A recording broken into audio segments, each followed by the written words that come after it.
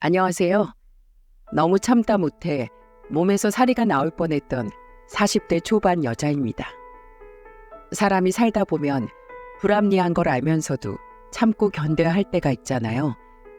가령 직장에서 버티기 위해 상사의 횡포를 견뎌야 했다던가, 어른의 말에 일일이 말대꾸를 할 수 없어 그저 내내 할 때 같은 때 말입니다. 저는 이 두 가지를 동시에 보고 겪었던 사람이에요. 그것도 한 사람에게요. 그 사람에게서 벗어난 지 1년이 지난 지금은 마치 새 인생을 살게 된 것처럼 개운하고 후련합니다. 그리고 부디 다른 분들은 저처럼 미련하게 견디는 삶을 살지 마셨으면 하는 마음에 이렇게 제 사연을 공유해 보아요. 제가 고등학교를 졸업한 지 얼마 되지 않았을 때 엄마는 중풍으로 쓰러져 몸이 많이 불편해지셨어요. 오른쪽 몸 전체가 마비되셨다가 재활치료도 많이 호전되시긴 했지만 그래도 평생 누군가의 도움 없이는 살아가지 못할 몸이 되셨죠. 엄마가 막 쓰러졌을 때 저는 아빠와 3살 어린 남동생을 대신해 입원해 있는 엄마 곁에 붙어있기 시작했습니다. 합격해서 입학을 기다리고 있던 지역 국립대학의 등록까지 포기하고요.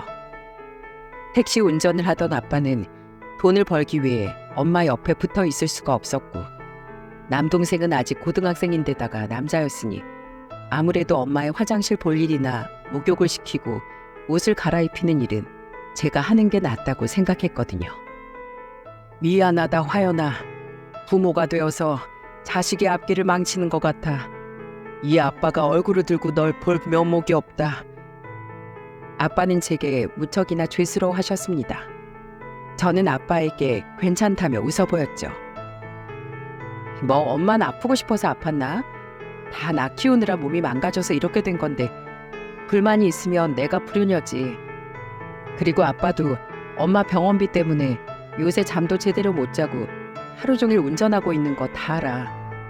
경준이도 학교 끝나면 곧장 병원으로 달려와줘서 경준이 덕에 나도 틈틈이 쉬어. 가족을 위해 성실하게 일하시던 아빠와 가족밖에 몰랐던 인자한 엄마, 그리고 항상 저를 위해 늘 주고 냈던 남동생.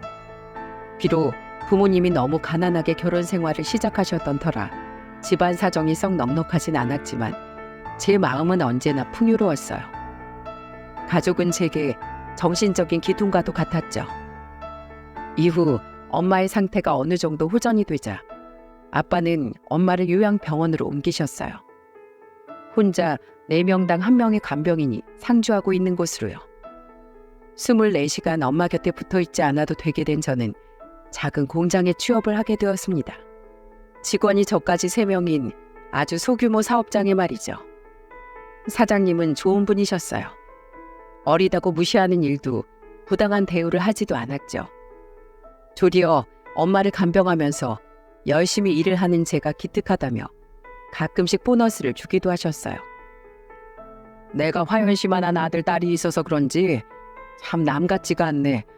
우리 애들은 아직도 철없이 어린애 같기만 한데 화연 씨를 보면 참 어른스럽고 기특하고 그래. 그런 사장님이 좋아 저는 그 공장에서 오래 일을 했어요. 그렇게 6년이 지나 제 나이가 27살이 되었을 때였습니다. 일이 끝나고 집에 가려는데 사장님께서 저를 조용히 부르시더라고요.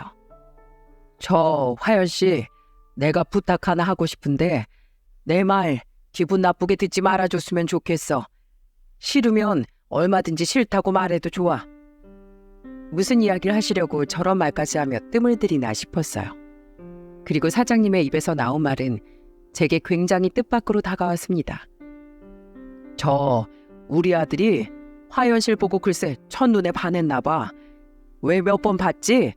나보러 몇 번 공장에 들렀었는데 화연 씨만 괜찮으면 내가 우리 아들이랑 화연 씨 한번 만나게 해주고 싶어.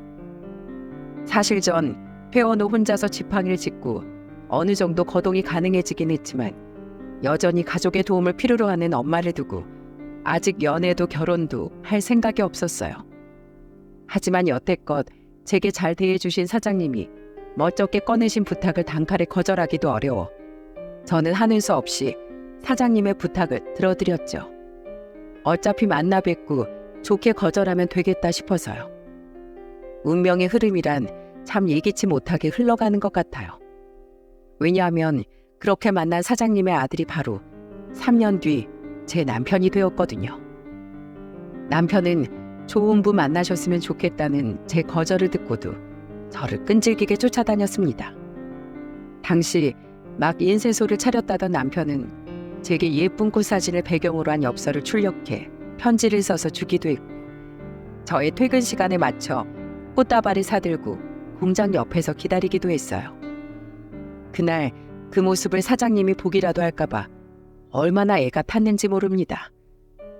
아무리 제게 잘해주신다고 해도 남편의 아버지인데 제가 자기 자식을 계속해서 매몰차게 거절하는 모양새가 썩 좋아 보이지 않을 거라고 생각했으니까요.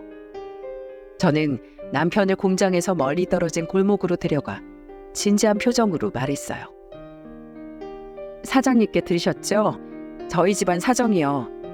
저는 지금 연애할 시간도 없고 결혼 욕심은 더더욱 없어요. 그러니까 이제 그만하세요. 솔직히 남편이 싫지 않았습니다. 저처럼 별 볼 일 없는 여자애를 이렇게나 좋다고 말해주는 그 사람이요. 하지만 어쩌겠습니까? 제 사정이 이런 것을요. 애써 속으로 아쉬운 마음을 다잡고 있는데 남편의 대답은 그런 제 마음을 흔들어 놓고 말았어요. 부모님이 아프면 자식은 연애도 결혼도 못하나요? 화연 씨는 화연 씨 인생이 있는 거잖아요. 정 그러시면 제가 화연 씨 시간에 전부 맞출게요. 화연 씨가 오라면 오고 가라면 갈게요.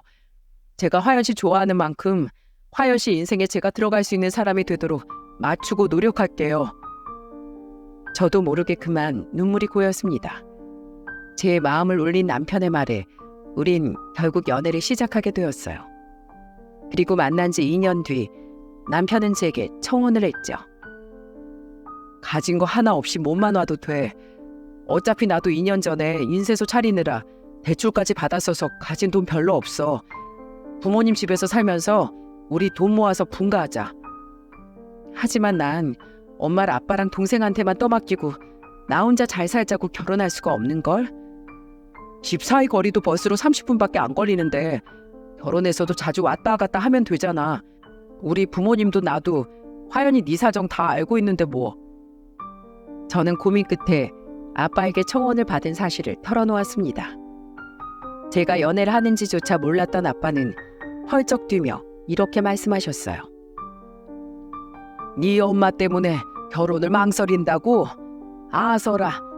너 네 부모를 진짜로 자식 아낄 막는 염치 없는 인간으로 만들 셈이야? 네 동생이랑 나랑 충분히 네 엄마 잘 돌볼 수 있다. 너만 네 엄마 자식이고 가족이야? 네 동생도 네 엄마 자식이고 나는 네 엄마 남편이야. 서울에서 대학 다닌 네 동생 등록금이랑 월세 대느라 힘든 나 대신에 네가 여태껏 집에 생활비 대랴 엄마 돌보랴 여행은커녕 친구들하고 술 한번 마음 놓고 못 먹었던 거 안다. 그런 네가 그렇게 좋은 사람 만나서 연애하고 있었다는 말에 오히려 이 아빠는 기뻐. 하연아, 얼마 전에 경준이 취업해서 집에 내려온 뒤론 이젠 집안 사정이 그렇게 어렵지 않어. 네 엄마의 약값이 좀 든다 뿐이지 예전처럼 병원비가 많이 드는 것도 아니고 예전엔 내가 우선 살아야 하니까 하는 수 없이 눈물을 머금고 네 발목을 붙잡았다. 그때 그 일이 지금까지 내 가슴을 얼마나 아프게 하는지 모른다. 그러니 더 이상 이 부모 때문에 네가 가고 싶은 길 더는 포기하지 마라. 이 아빠 부탁이다. 그날 아빠를 붙잡고 정말 얼마나 울었는지 모릅니다. 제가 겨우 울음을 그치자 아빠는 제게 통장 하나를 건네주더군요. 그 통장에 무려 1,600만 원이라는 큰 돈이 들어있었어요. 아빠가 더 해주고 싶었는데 집안 사정 조금 나아진 후에 조금씩 아껴서 모아둔 게 겨우 이거다. 미안하구나. 이걸로 네 남편 될 사람하고 시부모님께 옷이라도 한 벌 해드리고 예단비라도 하거라. 거절할 생각은 하지도 마.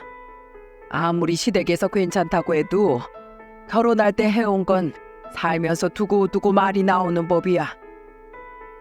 아빠는 자식인 저를 위해서 그 어려운 상황에서도 돈을 모으셨던 겁니다. 정작 아빠 자신은 다 늘어진 러닝에 10년 전 산 셔츠를 아직까지 입고 다니면서 말이죠. 그렇게 저는 청혼 반지 10개월 만에 결혼을 하게 되었어요. 아빠가 주신 돈으로 시부모님께 예단비를 드리고 남은 돈으로 결혼식에 드는 비용들을 처리했죠. 남편이 모은 돈 몇백만 원으로는 남편 방에 있던 침대를 버리고 둘이 함께 쓸 장롱과 큰 침대를 샀고요. 남편 말대로 둘 다 가진 돈이 별로 없었기에 결혼과 동시에 시댁살이를 시작한 겁니다. 놀랍게도 시댁 식구들은 모두 제 존재를 알고 있었더군요. 시모와 먼저 시집간 손아래 시누이까지 모두요. 이 양반이 얘들한테 화연이 네 이야기를 얼마나 해대는지 모른다. 얘들이 술 먹고 밤 좀 새고 들어오거나 집에서 짜증이라도 부리는 날엔 우리 회사에 화연이라는 아픈 제 엄마도 돌보고 동생 대학도 보내줬으면서 인상 한번 찡그리는 일이 없다고 어찌나 비교를 해대는지 누가 들으면 새아가 네가 이 양반 자식인 줄 알았겠다니까. 아니 내가 언제 또 그렇게까지 말했어? 사람 참 오버하긴. 오버 아니거든요 아빠. 새언니 오죽했으면 저 새언니 처음 봤을 때 아는 사람처럼 느껴졌다니까요. 왜 우리 오빠도 아빠 공장에서 언니 얼굴 처음 보고 온 날에 진짜 안화연이란 사람 보고 왔다고 얼마나 저한테 떠들어댔나 몰라요. 야 그걸 얘기하면 어떡해. 난 첫눈에 반했다고 말했었는데. 뭐야? 당신 내가 예뻐서 반한 거 아니었어? 하긴 어쩐지 이상했어. 난 진짜 평범 중에서도 극평범한 얼굴인데. 그게 사실은 아버지한테 귀에 못이 박히도록 당신 얘기를 들어서인지 나도 당신이 궁금했거든. 근데 공장에서 당신 처음 본 날 있잖아. 그날 공장 밖에서 당신이 장모님한테 영상통화하는 모습을 우연히 보게 됐어. 말씀도 잘 못하시는 장모님한테 어찌나 살갑고 상냥하게 굴던지 그 모습이 너무 예뻐 보이더라고. 남편은 고개를 푹 숙이며 중얼거리더군요. 귀까지 빨개진 모습이 얼마나 귀여웠나 몰라요. 시아버지는 그런 남편을 보며 너털 웃음을 지으셨죠. 그때 이놈이 너 좀 소개시켜 달라고 정말 날 얼마나 졸라대던지. 나야 뭐 하연이 네가 내 며느리가 된다면 쌍수 들고 환영이니 좋았지 뭐. 다시 한번 내 며느리가 되어줘서 고맙다 하연아. 아주 이웃나라 공주님을 모셔왔어. 당신 딸이나 그렇게 좀 예뻐해 보시오. 시모는 그런 시아버지를 보며 툴툴댔어요. 참 기분이 좋았습니다. 제가 이 집에서 정말 환영받는 사람이 된 것 같아서 말이죠. 한동안 시아버지와 함께 출퇴근을 하던 전 임신을 한 후 5개월 만에 공장을 그만두었습니다. 더 일을 하고 싶었지만 워낙에 오래 서서 하는 일이라 혹여 아이가 잘못될까 걱정이 된다며 시아버지께서 먼저 권유를 하셨거든요. 당시 제 몸이 너무 허약해져 병원에서도 조심하라고 제게 당부 또 당부를 했던 터라 저는 시아버지의 권유를 받아들였죠. 그런데 문제는 일을 그만둔 이후부터였습니다. 저를 대하는 시모의 태도가 그때부터 조금씩 변하기 시작한 거예요. 얘 새아가 거기 걸레 빨아놨으니까 청소 좀 해라. 네? 저기 물걸레 청소기 있는데요. 그걸 누가 몰라? 자고로 바닥 먼지는 무릎 꿇고 눈으로 가까이 봐야 잘 보여서 깨끗하게 닦을 수 있는 거야. 여태 너 일하는 동안 내가 일주일에 한 번은 그렇게 집 청소를 했다.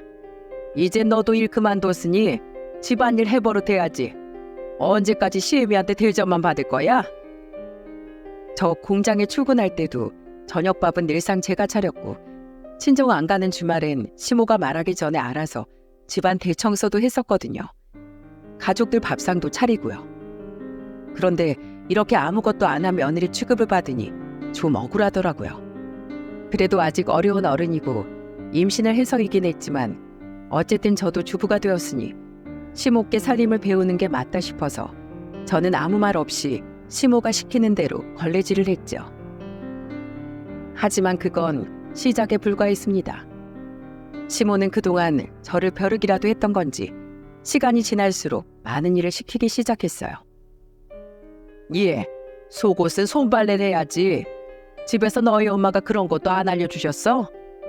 하긴 너 20살 때 쓰러지셨다고 했으니 가르칠 시간이 없으셨겠구나. 에휴, 앞으로 내가 가르칠 게 태산이겠어. 내가 아기 좀 사왔다. 우리 아들이 아기찜 귀신이야. 밖에서 사 먹는 것도 좋지만 주부가 집에 둘이나 되는데 뭐하러 그러니? 자, 내가 옆에서 알려줄 테니까 한번 손질해봐. 이 모든 일이 임신한 며느리에게 시모가 시킨 거라는 게 믿겨지시나요? 게다가 막달까지 입덧 때문에 정말 죽을 맛이었는데요.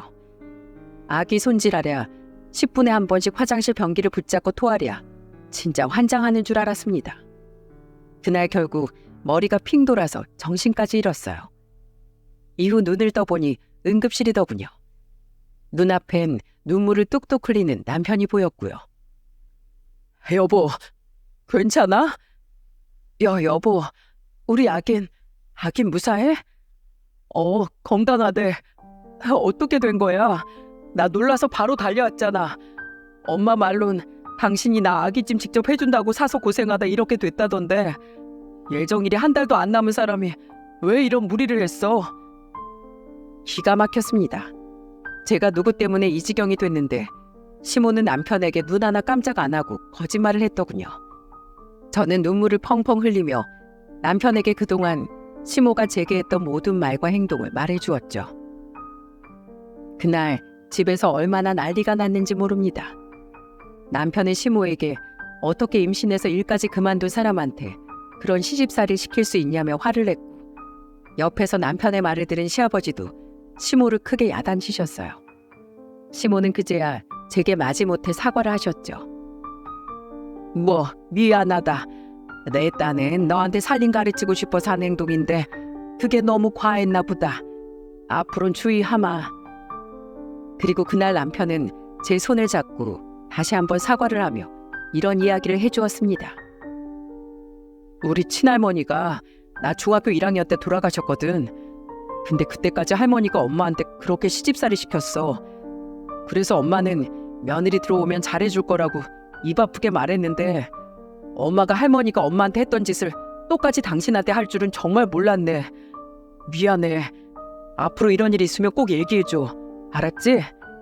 이번 주말엔 장인어른 장모님 뵈러 가서 쉬다 올까? 장인어른 장어 좋아하시지? 기깔난 놈으로 사서 포장해 가자. 저와 저희 집에 무척이나 잘하는 남편 때문에 저는 시모의 행동을 참아낼 수 있었어요. 남편과 시아버지가 크게 화를 낸 이후엔 한동안 잠잠하시기도 했고요. 이후 저는 건강한 아들을 출산했습니다. 그리고 이듬해 시모는 동네에 딱 하나 있던 제법 큰 마트를 저렴한 값에 인수받게 되었어요. 물론 시아버지의 도움으로 말이죠.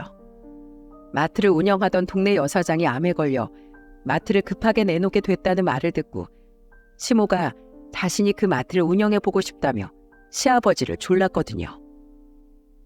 거참 평생 집에서 살림만 하던 사람이 갑자기 무슨 바람이 불어서 마트를 해보겠대? 장사 뭐 할 줄은 알아? 나도 받아 쓰는 돈 말고 내가 벌어서 써보고 싶어서 그럽니다. 일이야 그 여자가 넘겨주기 전에 좀 알려준다고 했어요. 하다 보면 뭐 어차피 차차 손에 익을 거고 좀 실수한다고 한들 내가 사장인데 누가 뭐라고 하겠어요? 이렇게 큰 마트라곤 동네에 딱 하나밖에 없는데 동네 사람들이 다른데 뭐 갈 곳 있는 것도 아니고. 그리고 시모는 마트를 나가며 한동안 제게 신경을 끄더군요. 오히려 편했습니다. 육아를 하다가 저를 도와주기 위해 일찍 퇴근하신 시아버지께 알 맡기고 그때부터 집안일을 혼자 하면 됐으니까요.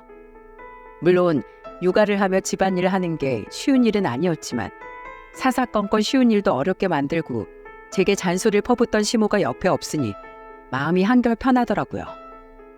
하지만 그건 잠시뿐이었습니다. 일이 어느 정도 손에 익은 시모는 점장을 한 명 채용하더니 이내 하루에 잠깐씩만 마트에 얼굴을 비추고 말더군요. 그냥 팔린 만큼 업체시킬 거 시키고 돈만 세면 되는 줄 알았더니 생각보다 힘드네. 역시 괜히 사람을 돈 주고 쓰는 게 아니야.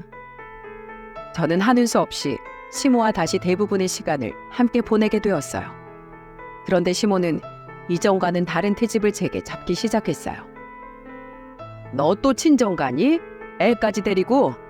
이제 곧 저녁인데 가족도 식사 안 챙기고? 네, 어머님. 제 동생이 2주 동안 서울로 출장을 갔거든요. 아빠가 계속 일을 쉴 수가 없어서 하루만 저한테 엄마 좀 부탁한다고 하셔서요. 저녁에 가족들 먹을 찌개도 끓여놨고 반찬들도 식탁에 다 차려서 덮어놨어요. 밥도 밥솥에 예약 걸어뒀고요. 밥하고 국 퍼서 드시기만 하면 돼요. 너희 가족도 참 유난이다. 하루 반나절 정도는 사부인 혼자 둬도 괜찮을 텐데. 엄마 약 드셔야 해서 식사도 챙겨드려야 하고 화장실 가시다가 턱에 걸려 넘어지기라도 하면 큰일이라서요. 죄송해요, 어머님. 분명 결혼 전엔 저희 집 사정을 다 이해한다고 했던 시모가 어느 순간부터 제가 친정에 가는 걸 점점 못마땅해 하기 시작했던 겁니다. 분명히 결혼 전엔 친정에 자주 가도 된다고 말씀하셨는데요. 다른 건 몰라도 친정엄마를 챙기러 친정에 가는 건 제게 중요한 일이었기에 저는 남편에게 넌지시 이야기를 꺼냈습니다. 여보, 요즘 어머님이 나 친정에 가는 거 별로 안 좋아하시는 것 같아. 갈 때마다 자꾸 은근히 눈치를 주시네. 당신이 어머니께 말씀 좀 잘 드려주라. 어? 엄마가? 아이, 엄마 자꾸 당신한테만 왜 그러시지? 알았어. 내가 잘 말씀드릴 테니까 당신은 신경 쓰지 마. 하지만 시모는 다음 날 남편과 시부가 출근을 하자마자 제게 눈에 불을 켜고 달려들었어요. 예, 내가 친정에 자주 간다고 뭐라고 좀 했기로써니 그걸 그새 우리 아들한테 이르니? 아이고, 이래서 요즘 사람들이 시집살이가 아니고 며느리살이라고 하나보다. 내가 어디 무서워서 너한테 뭐라고 말이라도 하겠니? 예, 너 내가 여태 봐줬는데 할 말은 해야겠다. 아무리 시대가 변했어도 여자가 결혼을 했으면 죽어서도 시대 귀신이 되는 건데 언제까지 처녀적이 하던 일을 애까지 낳은 마당에 그대로 하고 있을 거야? 너, 네 시아버지랑 남편이 네 편 좀 들어준다고 아주 살판이 난 모양인데 이건 잘못된 거다. 황당했습니다. 화장실 들어갈 때 나갈 때 다르다더니 시모는 결혼 전 자신이 제게 한 말은 까맣게 잊은 모양이더군요. 그래서 제가 그 사실을 되짚으니 웬걸 오히려 시모는 제게 화를 내더라고요. 어머님, 분명 결혼 전에 저한테 제 사정 다 이해해 주신다고 말씀하셨잖아요. 애초에 남편하고 어머님 아버님이 제가 친정엄마 챙기는 일을 불편해하셨으면 저 결혼도 하지 않았을 거라고요. 그럼 아들이 너랑 그렇게 결혼하고 싶다는데 그걸 면전에 대고 안 된다고 하니? 결혼하면 어련히 자기가 알아서 잘 처신하겠거니 한 거지. 너 나 정도면 진짜 좋은 시어머니인 줄 알아라. 어디 여자가 결혼해서 친정에 간다는 소리를 먼저 해? 시댁을 무시해도 유분수지. 아니요, 죄송하지만 어머님, 저 그렇게 못해요. 저한테 남편도 아이도 다 중요하지만 그만큼 절 키워주신 제 친정 부모님도 중요해요. 죄송하지만 이 일은 제가 어머니께 못 굽혀드리겠네요. 뭐야? 시몬은 씩씩대며 현관문을 박차고 나가버렸습니다. 아이만 둘만 집에 남은 전 머리가 지끈거려 눈을 꾹 감았어요. 앞으로 엄마를 보러 갈 때마다 시모와 이런 언쟁을 벌일 거라고 생각하니 골치가 아파져서 말이죠. 이후 시모와 저의 사이는 조금씩 멀어졌습니다. 시모는 시아버지와 남편에게 한 소리 듣는 건 싫었는지 꼭 저와 둘이 혹은 아이와 셋이 있을 때만 제게 비아냥거리더군요. 그때마다 저는 꾹 참았습니다. 화를 낼까 싶다가도 힘들 텐데 쉬는 날마다 저와 함께 친정으로 가 저 대신 엄마의 수발을 틀어주기도 하고 아빠 남동생과 말동무가 되어주기도 하는 고마운 남편을 떠올리면 참아낼 수 있었거든요. 소중한 남편을 키워준 분이니 저 또한 시모께 예의는 다 해야 하는 거라고 생각하면서요. 그러다 제 나이 35에 끔찍한 사고가 생기고 말았습니다. 새벽에 택시 운전을 하던 아빠가 어두운 빗길에 핸들을 잘못 틀어 그만 가로수를 들이받아 버리고 만 거예요. 그리고 아빠는 사람들의 신고를 받은 구급차가 도착하기도 전에 그만 반파가 된 차 안에서 숨을 거두셨죠. 너무도 허망하게 말입니다. 무슨 정신으로 장례식을 치렀는지 모르겠어요. 어눌한 발음으로 여보 여보하고 아빠를 부르며 눈물만 흘리시던 엄마.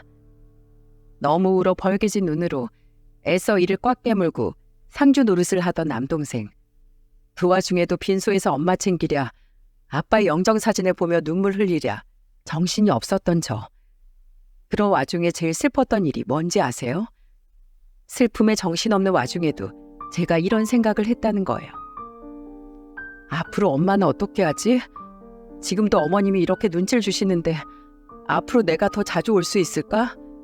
경준이한테만 엄마를 맡겨놔도 되는 걸까? 어쩌지? 엄마를 요양원에 모셔야 하나? 그리고 아버지의 장례를 마치고 친정으로 함께 돌아온 저에게 남동생은 이런 말을 해주더군요.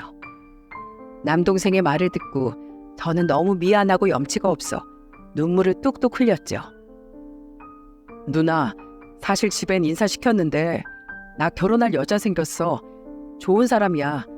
우리 엄마 모시고 같이 살고 싶대. 그 사람이 일 그만두고 엄마 보살펴 준다니까. 누나, 혹시라도 엄마 걱정이라면 하지 마. 알았지?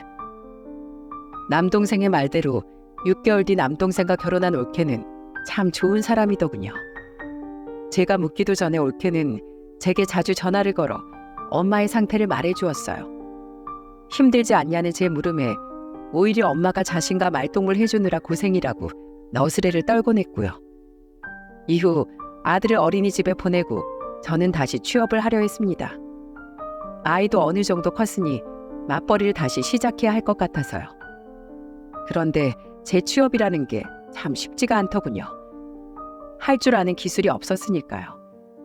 시아버지 공장도 이미 자리가 꽉 차 나갈 자리가 없었고요. 게다가 설상가상으로 아이가 많이 아파 아이는 한동안 입원과 퇴원을 반복하게 되었습니다.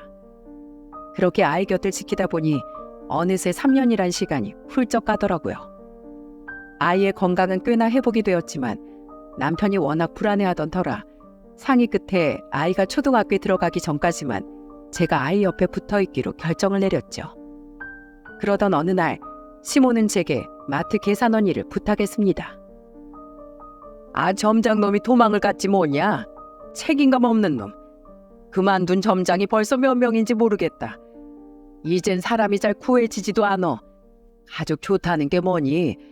너한테 점장 같은 중요한 일 맡기려는 건 아니고 사람이 부족하니까 와서 계산이나 좀 해. 현태 유치원에서 돌아오면 내가 두어 시간은 잠깐 봐줄 테니까. 솔직히 시모와 함께 일하고 싶진 않았지만 생각해보니 정작 시모가 마트에 오래 나와 있지도 않을 테고 무엇보다 돈을 벌면 동생에게 미안한 마음 대신 조금씩이라도 생활비를 보탤 수 있을 것 같았습니다. 그동안은 외벌인 남편에게 눈치가 보여 차마 동생에게 돈을 보내지 못했거든요. 게다가 다른 사람도 아닌 친할머니인 시모가 아들을 봐준다니 안심도 되었고요. 그래서 전 최저임금이 적힌 근로계약서를 쓰고 시모의 마트에서 일을 시작했죠. 근로계약서도 시모가 쓰고 싶지 않아 하던 걸 겨우 제가 받아냈어요. 혹시 모를 불상사를 대비해서 말이죠. 이후 전 남편에게 양해를 구한 후 남동생에게 매달 30만 원씩을 보내기 시작했습니다. 시모가 맞벌이가 되었으니 생활비를 더 내라길래 시모에게는 매달 80만 원을 드렸고요. 원래는 50만 원씩 드렸거든요. 그것도 원래 100만 원씩 내라던 걸 사정해서 겨우겨우 깎은 금액이었네요. 그리고 남은 돈은 저금을 했어요. 그동안 외벌이였던 터라 그리 많은 돈을 모으지 못해 여태껏 분가하지 못했거든요. 그렇게 시모의 마트에서 일을 하다 보니 그동안 점장들이 왜 그렇게 자주 그만두었는지 알겠더군요. 시모의 운영 방식은 문제가 정말 많았습니다. 우선 직원들에게 들어보니 근로계약서를 쓴 직원이 저 하나뿐이었어요. 다른 직원들에겐 최저임금마저도 주지 않고 있었죠. 게다가 직원들에게 임금 체불도 밥 먹듯이 했고 시모는 돈을 달라는 직원들에게 오히려 돈 받기 싫으냐고 으름장을 놨다더군요. 대부분 나이든 주부였던 아줌마 직원들은 받아주는 곳이 별로 없으니 울며 겨자 먹기로 시모의 마트에서 일을 했었고요.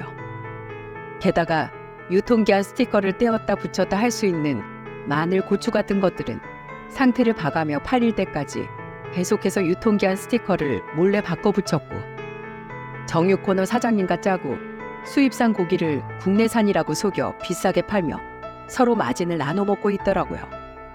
직원들에게 듣기론 점장들이 시모의 이런 행동을 지적하며 바로 잡으려다 해결이 안 나자 진절머리를 내며 그만뒀다고 하더군요. 처음 그 행태를 보고 정말 경악을 했습니다. 솔직히 신고하고 싶었는데 그래도 시모인지라 이러지도 저러지도 못했어요. 시모 몰래 다시 유통기한 스티커를 바꿔놓거나 손해보는 셈 치고 제가 직접 집에 사오기도 했죠. 그리고 시아버지 몰래 시모에게 직접 대고 이러지 마시라며 이야기해보기도 했는데 시모는 도리어 제게 역적만 냈습니다. 나만 이런 줄 알아? 인터넷에 알아보니까 다들 이 정도는 한다더라. 마트 장사가 뭐 쉬운 줄 알아? 아무것도 모르면 넌 가만히 있어. 행여 네 시아버지한테 이 뻥끗하기만 해봐라. 정말 환장을 하겠더군요.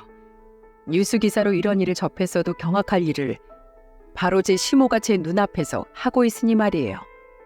그래도 아무리 생각해도 이건 아닌 것 같아 저는 남편과 우선 상의를 해보려고 했어요. 이후에 시아버지께 말씀드리든 시모 몰래 구청에 신고를 하던 하려고요. 하지만 마침 그때 남편이 출근도 못하고 감기 몸살로 며칠 앓아눕는 바람에 저는 남편에게 말할 타이밍을 놓치고 말았습니다.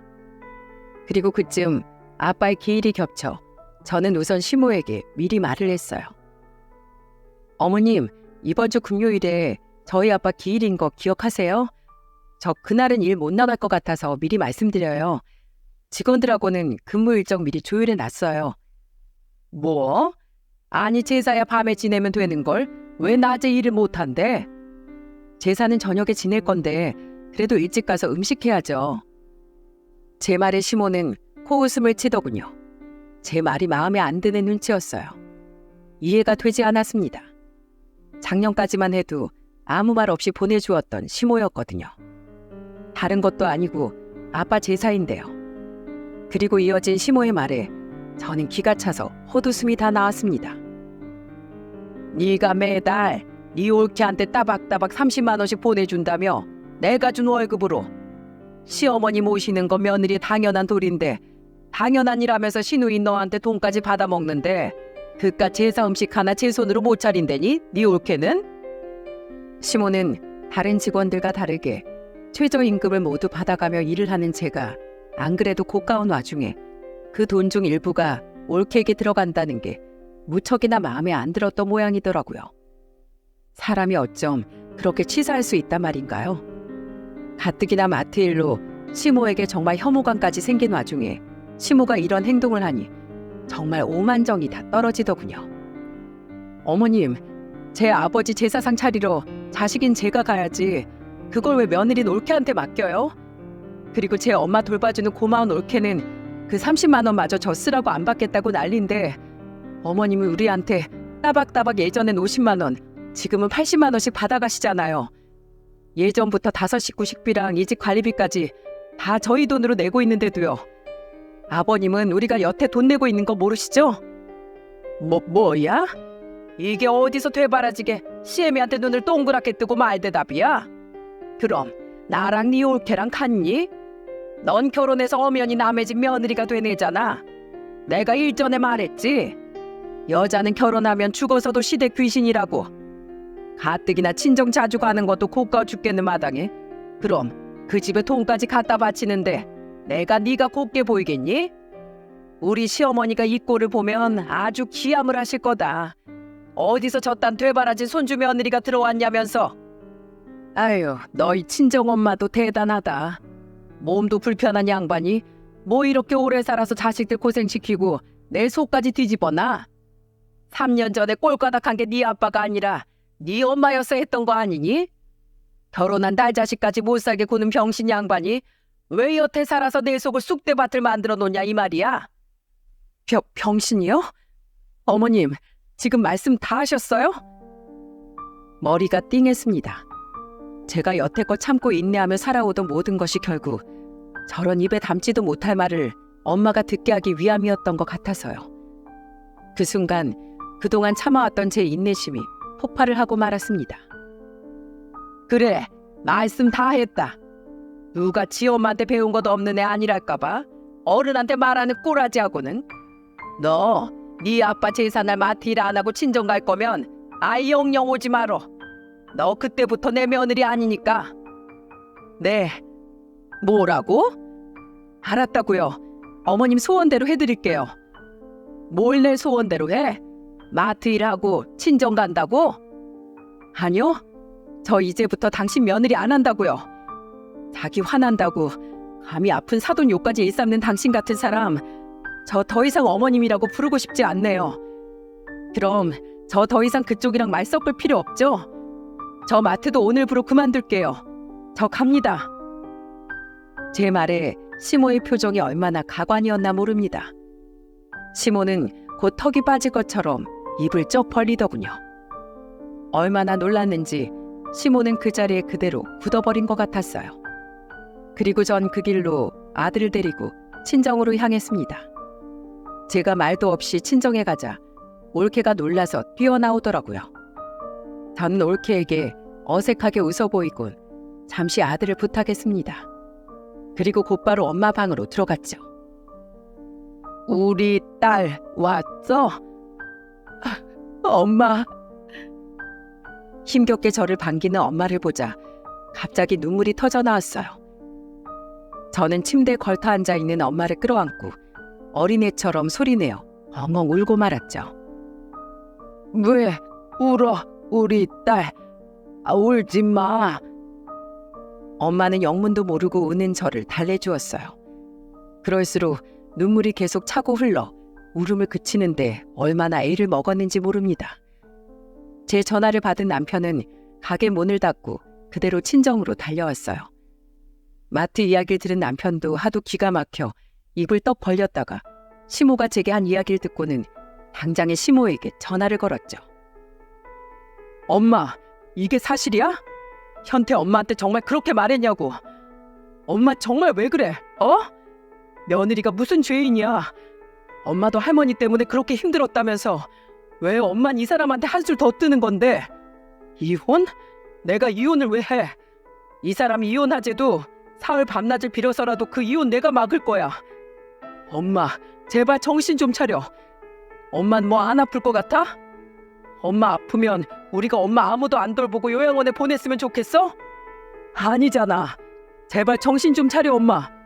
그러다 천벌 받아. 시모가 휴대폰 너머로 뭐라고 소리를 지르는 것 같았지만 남편은 한숨을 쉬며 그대로 전화를 끊어버렸습니다. 그리고 제게 미안하다고 비는 남편에게 저는 싸늘하게 말했어요. 미안한데 여보, 난 더 이상 당신하고 못 살겠어. 난 더 이상 당신 어머니 내 시부모로 모시고 살지 못할 것 같아. 당신 잘못 없는 거 알지만 내 마음이 그래. 난 너무 힘들어. 여보, 내가 이렇게 빌게. 우리 그 집 나오자. 그리고 엄마랑 보고 살지 말자. 내가 어떻게 천륜을 끊어. 난 그런지 당신한테 못 시켜. 아니야, 당신하고 우리 현태가 지금 내가 지켜야 할 내 가족인데 내가 너무 무신경했어. 여보, 제발 한 번만 봐주라. 착잡했습니다. 아무 죄가 없는 남편이 정작 제게 잘못을 한 시모 대신 제게 이렇게 비는 모습을 보니 말이에요. 남편은 그 뒤로도 한참 동안 저를 붙잡았고 저는 한숨을 쉬며 남편에게 말했죠. 그럼 내 얘기 잘 들어. 난 당신 어머니 구청에 신고할 거야. 당신 어머니가 또 그런 일을 벌일지 어떻게 알아? 나한테 너무하다고 해도 어쩔 수 없어. 적어도 사람들 생계수도 아닌 월급이랑 먹는 걸로 장난을 치지 말았어야지. 당한 사람들은 무슨 죄야?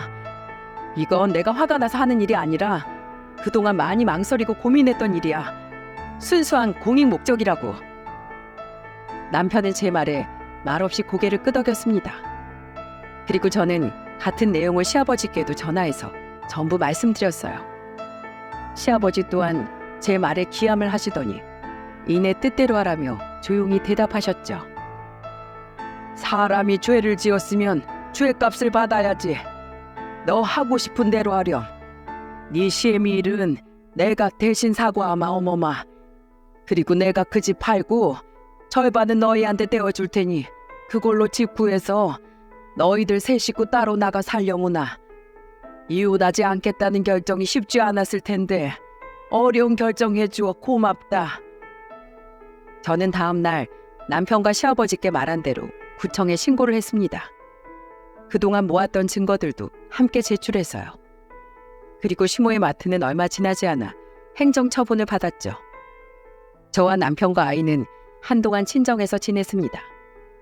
남편은 정말로 시모에게 전화 한 통을 안 터군요.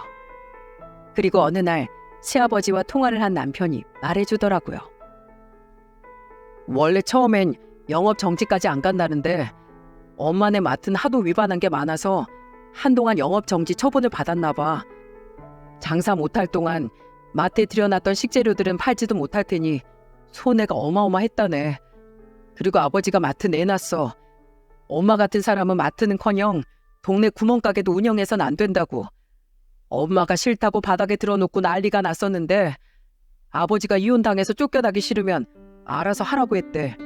그리고 아빠가 마트 인수해준 비용까지 이혼 소송 걸어서 다 받아낼 거니까 각오하라고 으름장까지 놓으셨다네. 그때서야 엄마는 아무 말 못하고 잔뜩 풀이 죽어서 밥도 안 먹고 시위하면서 지낸대. 그러거나 말거나 아버진 신경도 쓰지 않고 있다나 봐. 안 말린다고. 사돈한테 그런 막말을 하고서 목구멍으로 아무렇지도 않게 밥알 넘기는 꼴보단 차라리 굶어 죽는 편이 낫다면서 말이야.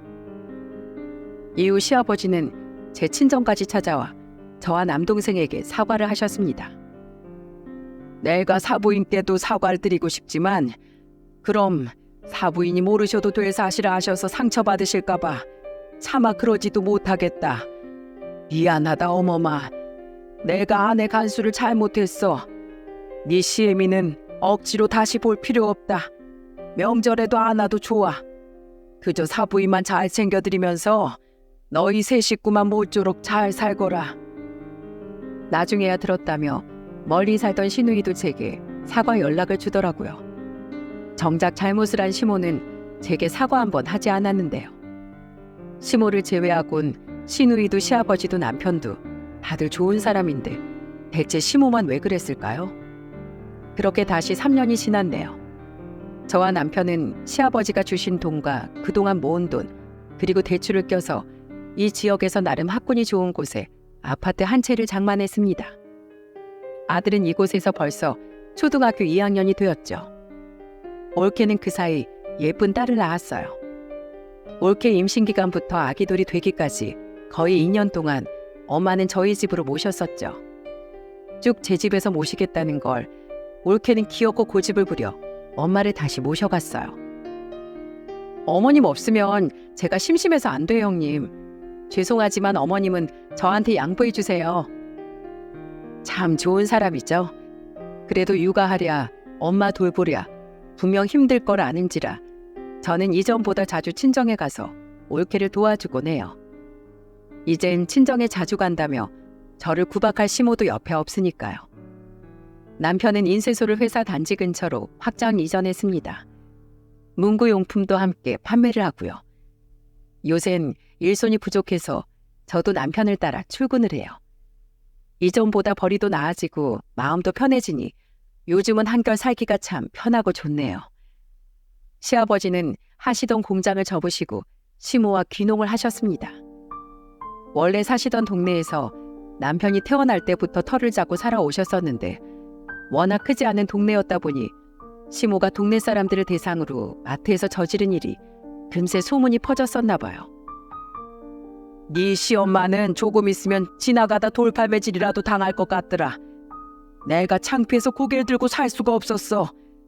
그래도 어쩌니 미우나 고우나 내 옆에서 자식 둘 낳고 평생을 산 사람인데 내가 책임져야지. 공기 좋은 곳에 가서 우리 먹을 상추나 심고 살란다. 네 시엄마가 설마 텃밭 상추에까지 유통기한을 바꿔 적어놓진 않겠지? 농담이랍시고 하신 시아버지의 말씀이 참 씁쓸하더라고요. 하지만 제가 시아버지와 연락을 하고 있다고 시모와도 왕래를 하고 있진 않습니다. 아직도 시모가 용서가 되지 않거든요. 남편 또한 시모와는 일절 연락을 않고 있고요. 시모가 미안하다며 남편에겐 연락을 한 모양인데 남편은 받지 않더라고요. 자신이 아닌 저에게 시모가 먼저 미안하다고 진심으로 사과를 하기 전까진 절대 시모를 볼 생각이 없다며 말입니다. 요즘 들어 친손녀도 보고 딸인 저도 더 자주 찾아뵈니 엄마의 표정이 더 밝아진 것 같아 기분이 좋습니다. 아빠가 돌아가신 후론 표정이 무척이나 어두우셨거든요. 시모에 대한 풀리지 않은 앙금과 찝찝함은 있지만 가족이란 이름으로 묶여있는 한 언젠간 시모와 얼굴을 마주하고 풀 날이 분명 오지 않을까 싶습니다. 그때가 언제가 될지 모르겠지만 그때까지 전 엄마를 잘 돌보며 남편과 아들과 함께 행복하게 살아가려고 해요. 제 마음이 행복해지면 미운 시모를 용서하게 될 넓은 마음도 가질 수 있게 될지도 모르니까요. 여러분, 저처럼 너무 오랜 기간 참고 살지 마세요. 왜 유명한 말도 있잖아요. 참으면 병 된다고요.